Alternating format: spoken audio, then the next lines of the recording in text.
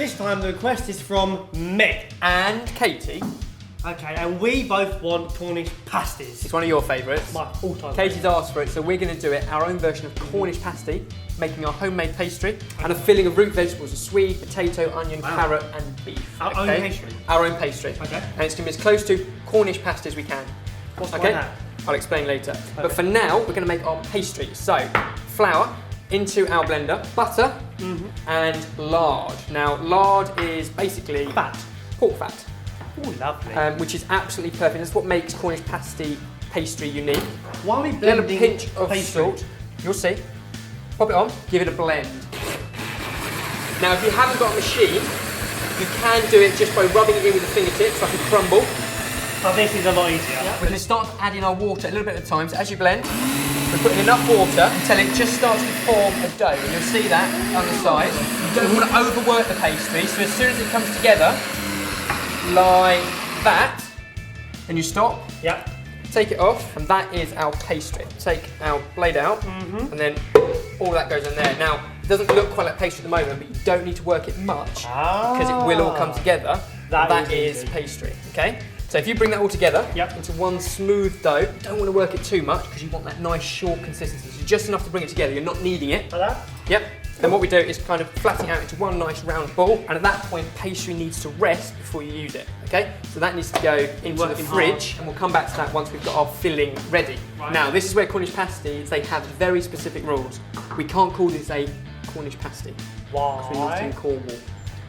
Yeah, but they don't the name of the pasty is geographically based. And there's lots of rules you have to have in it. You have to have swede, you have to have carrot, onion, potato, and then beef. Okay. There's got to be at least 12.5% worth of beef. Otherwise, it's definitely not Cornish. Otherwise, it's you call it a pasty, but not a Cornish pasty. So, we take our swede, potato, onion, and carrot, and they're all conveniently chopped up, and chop them up into nice small pieces. Yeah, okay. Save me a job. A handful of each. Okay. Okay, and the same with our beef. Now, this is stewing beef, which you buy in pieces like that.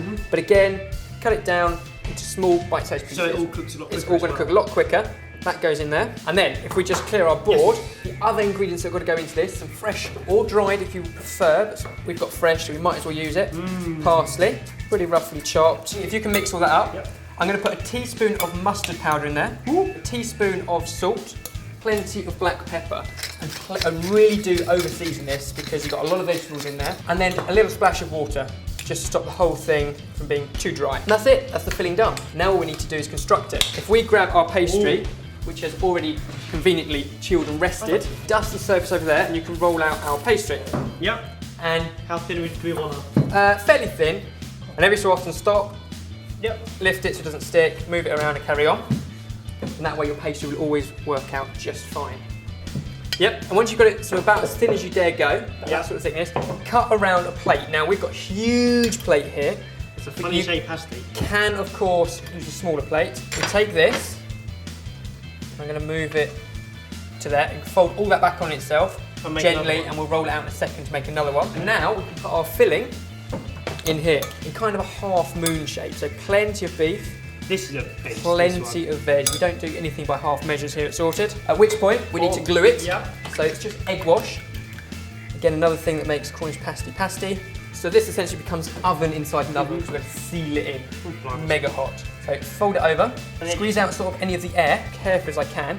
Start at one end and just fold over a bit at a time, just like that, all the way around, pinching it shut onto the egg white, and you get that kind of crimping effect. Make sure you seal everything in, because you want that oven. That's why Cornish pasty, when you bite into them, are so hot, because you've got that intense heat, and that's why they cook so quickly. So that goes onto a baking tray. You can cut out a little shape, a little S or something on top, which you can probably just do there, Baz. Brush it with egg all over, because you want that fantastic golden colour. If you're not using a non-stick tray, a little bit of greaseproof paper underneath is ideal. Now, as you can see, we've got plenty here to make another one, the pastry and the mix. This makes two big Cornish pasties, so they're a real meal in itself. Because, I mean, the miners used to have, this was their meal.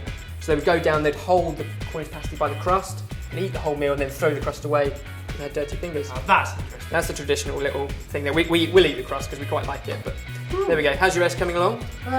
Sorted like. Well and truly, so that's going to stick to the egg wash already, fully branded. And now that can go into an oven at 160 degrees Celsius for an hour. And that will mean that all the stewing steak inside will cook down, the pastry will go golden, and we'll have our Cornish pasties.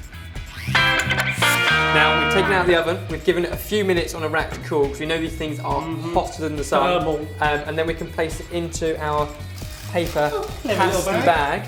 So there we go for you and Katie, our very own Cornish pasties, sorted. So there we go, you can see steaming hot inside. If I break some over, use the crust like they would in the... Schooled myself here, aren't I? There we go. Look at that. You know what? Dare I say it? That's a Cornish pasty. No, shh. It is, that's Cornish. It's a London version of the Cornish pasty.